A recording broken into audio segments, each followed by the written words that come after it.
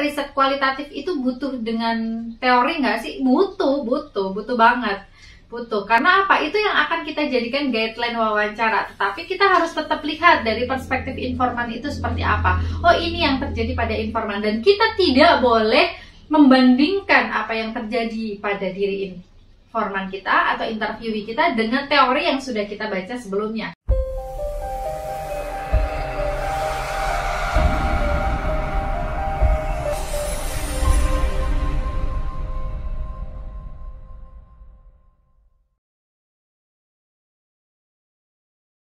Bismillahirrahmanirrahim. Assalamualaikum warahmatullahi wabarakatuh. Alhamdulillahirrabbilalamin. Bertemu lagi dengan saya Destina Religia Mujahidah di channel Emak Bangsa. Kali ini kita akan membahas tentang hal apa yang seharusnya kita gali dalam sebuah wawancara gitu ya. Jadi itu wawancara disebut mendalam itu sebenarnya seperti apa sih gitu. Wawancara yang mendalam itu harus bisa menggali hal apa. Nah, di sini idealnya menurut Siref and Levy tahun 2010, seorang pewawancara itu benar-benar disebut menggali data secara dalam adalah ketika dia itu bisa menggali value atau nilai yang diyakini oleh interviewee. Ketika seorang interviewee itu memiliki nilai, kemudian memiliki filosofi hidup, kemudian memiliki prinsip dan pedoman hidup yang itu dia jadikan sebagai patokan dia dalam menjalani kesehariannya, berarti hal itulah yang harus kita gali, teman-teman. Hal yang memang mendasar, filosofis, dan memang menjadi pedoman hidup seseorang, value seseorang. Itu yang harus kita gali ketika kita benar-benar ingin agar wawancara kita itu dapat mendalam atau deep gitu ya. Jadi Siref and Levy ini mengatakan bahwa nilai adalah sesuatu yang dimaknai, diresapi, dijadikan ukuran serta landasan bersikap dan berperilaku pada seseorang, dan bahan baku untuk memaknai, meresapi menjadi sikap dan perilaku itu dari mana? Berasal dari refleksi dia atas pengalaman masa lalu, kemudian dari ilmu pengetahuan yang dia miliki, background keluarga gitu ya, itu yang dia jadikan sebagai value. Jadi value seseorang itu dipengaruhi oleh banyak faktor, misalnya lingkungan budayanya seperti apa, kemudian lingkungan keluarganya seperti apa, pengalaman hidupnya seperti apa, lingkungan pendidikannya dia itu seperti apa, orang berpendidikan atau tidak, itu akan mempengaruhi value seseorang. Nah, riset disebut mendalam adalah ketika kita bisa menggali value itu. Dan itu nggak mudah. Dan itu butuh waktu yang nggak cuma sekali dua kali pertemuan saja dengan interviewee kita. Vygotsky itu adalah salah satu tokoh di psikologi gitu ya, berpendapat bahwa manusia pada dasarnya memiliki kemampuan dalam menyikapi nilai-nilai kehidupan yang dimilikinya ketika berbicara, dan nilai-nilai tersebutlah salah satunya yang akan mempengaruhi pola pikir dan gaya berbicara serta bertingkah laku pada dirinya. Jadi nilai-nilai yang dimaknai atau diyakini oleh seorang individu itu akan mempengaruhi pola pikir, tindakan, perilaku seseorang, dan itu yang harus kita gali agar kita itu dapat merepresentasikan, oh nih si orangnya itu tuh seperti ini nih, karakteristik kepribadiannya seperti ini, dan pantaslah dengan karakteristik dan kepribadian tersebut orang itu bersikap seperti ini sesuai dengan apa yang sudah kita analisis sebelumnya gitu loh. Jadi ketika kita itu bisa menggali value nilai pada diri seseorang, itu akan mempermudah kita, membantu kita untuk melegitimasi kenapa seseorang bisa bersikap seperti itu. Kenapa orang tidak mau bersikap seperti itu misalnya. Karena sejatinya teman-teman, ketika kita itu sudah bisa menggali value seseorang, kita akan tahu bagaimana pola pikirnya dia, sikapnya, dan cara berperilaku, cara dia menentukan keputusan, dan lain sebagainya itu. Kita akan tahu itu. Gitu. Jadi akan mendukung legitimasi kita tentang apa yang sudah kita yakini terkait interviewee kita gitu. Nah, terus bagaimana dong cara menggali nilai itu? Cara menggali nilai itu ada 3 tahapan, teman-teman. Jadi tahapan yang pertama, kita harus bertanya kepada interviewee kita terkait masa lalunya seperti apa. Tetapi tentunya masa lalu yang memang itu ada hubungannya dengan tujuan wawancara kita gitu. Misalnya kita mau melihat bagaimana self-efficacy seorang guru ABK misalnya. Jadi misalnya kita ingin melihat self-efficacy itu, kita coba cari deh sebelumnya, bikin guideline wawancara, kita cari teori-teori tentang self-efficacy. Nih, teori self-efficacy misalnya saya pakai punyanya Bandura.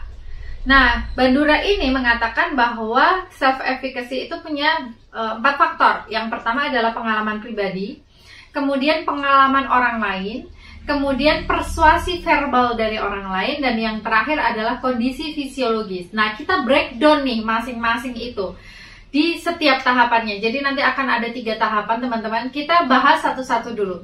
Yang pertama, di tahap wawancara yang pertama, kita membahas tentang kondisi interview kita di masa lalu terkait dengan tujuan wawancara kita. Kita mau cari self-efficacy kan? Berarti self-efficacy faktornya tadi pengalaman pribadi misalnya. Pengalaman apa yang paling berkesan bagi Anda terkait dengan mengajar anak ABK misalnya.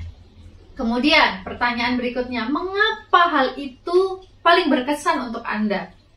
Itu adalah contoh-contoh pertanyaan yang dapat menggali value seseorang. Kemudian pengalaman orang lain nih, Bandura mengatakan faktor self-efficacy yang kedua adalah pengalaman orang lain. Misalnya, adakah pengalaman orang lain yang membuat Anda tergugah untuk tetap gigih dalam mengajar anak ABK? Jadi terkait dengan pengalaman orang lain di masa lalu ketika itu. Kemudian persuasi verbal dari orang lain, faktor yang ketiga. Adakah orang yang memotivasi Anda ketika itu dan akhirnya Anda bisa bertahan 12 tahun sudah mengajar anak ABK gitu. Jadi terkait dengan masa lalu, tapi ada hubungannya dengan faktor self-efficacy gitu teman-teman. Nah, kemudian kita harus menyusun sebanyak mungkin pertanyaan gitu ya, sedetail-detailnya pertanyaan. Nanti probingnya harus kita gali lebih dalam terkait dengan pengalaman masa lalu interviewee kita dalam hal mengajar anak ABK itu seperti apa, agar kita bisa mendapatkan ini nih, value-nya dia itu seperti ini. Kemudian tahap yang kedua, kita harus dapat mewawancara interviewee kita itu terkait dengan pengalaman dia masa kini. Terkait dengan pengalaman dia masa kini, yang ada hubungannya dengan 4 faktor yang dikemukakan oleh Bandura itu tadi.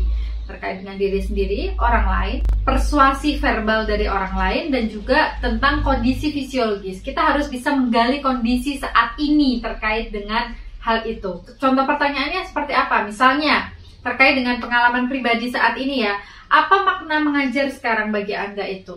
Bagaimana Anda mengajar saat ini di tengah pandemi ini misalnya? Apa keterbatasan yang Anda rasakan? Kenapa Anda saat ini masih mau mengajar di tengah pandemi gitu? Misalnya seperti itu. Jadi kondisi saat ini. Kemudian pertanyaan terkait pengalaman orang lain. Adakah Anda memiliki panutan atau role model Anda saat ini mengajar di era pandemi misalnya? Kemudian bagaimana panutan Anda tersebut menginspirasi Anda? Jadi pertanyaannya itu adalah pertanyaan-pertanyaan open-ended yang memang pertanyaannya itu adalah apa dan bagaimana, mengapa, apa, bagaimana, dan mengapa gitu. Kemudian pertanyaan terkait dengan persuasi verbal, contohnya misalnya adalah, adakah masukan dari teman sejawat? Adakah masukan dari kepala sekolah mengenai cara Anda mengajar di tengah pandemi? Ataukah ada inspirasi dari teman misalnya, kalau terkait dengan pengalaman orang lain gitu. Kemudian tahap yang ketiga teman-teman, kalau yang pertama tadi kita harus menggali pengalaman masa lalu, kemudian yang kedua adalah pengalaman saat ini, gitu ya, yang sesuai dengan faktor-faktor yang sudah dikemukakan Bandura, 4 faktor itu. Kemudian yang ketiga, tahap wawancara yang ketiga, kita harus dapat merefleksikan pengalaman hidup yang telah kita gali di 2 tahap sebelumnya menjadi sebuah nilai yang dianut dan dijadikan pedoman dalam bersikap, berperilaku, dan diyakini oleh interviewee kita. Jadi bagaimana dia itu bisa tinggi self-efficacy-nya saat ini gitu. Contohnya adalah nilai apa yang menjadi pedoman Anda dalam menjalankan tugas sebagai seorang guru anak berkebutuhan khusus misalnya. Bagaimana nilai tersebut mempengaruhi semangat Anda dalam mengajar, dan bagaimana hal itu bisa terjadi gitu. Jadi pertanyaan-pertanyaan open-ended. Dan memang kita harus menggali ya, mengasah. Mungkin saat ini teman-teman masih agak gerambiang, tetapi saya berharap teman-teman di sini bisa belajar untuk memahami ini.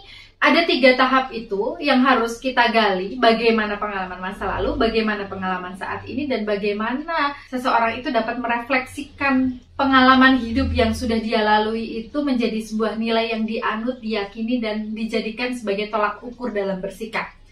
Tentunya harus sesuai dengan teori yang ada. Jadi kalau teman-teman ada yang nanya, Bu, riset kualitatif itu butuh dengan teori nggak sih? Butuh banget. Butuh, karena apa? Itu yang akan kita jadikan guideline wawancara. Tetapi kita harus tetap lihat dari perspektif informan itu seperti apa. Oh, ini yang terjadi pada informan, dan kita tidak boleh membandingkan apa yang terjadi pada diri informan kita atau interviewee kita dengan teori yang sudah kita baca sebelumnya. Ingat prinsip bracketing. Kalau teman-teman masih ada yang bingung apa itu bracketing, bisa lihat di link di atas ya. Gitu. Mungkin cukup sekian pembahasan hari ini, bagaimana cara agar kita itu bisa menggali value atau nilai yang diyakini oleh seseorang. Next video kita akan membahas hal lain. Kurang lebihnya saya mohon maaf. Jika ada pertanyaan boleh tulis di kolom komentar atau DM saya di Instagram The Emak Bangsa. Kalau teman-teman merasa bahwa video ini bermanfaat, boleh like, share, dan juga subscribe. Assalamualaikum warahmatullahi wabarakatuh.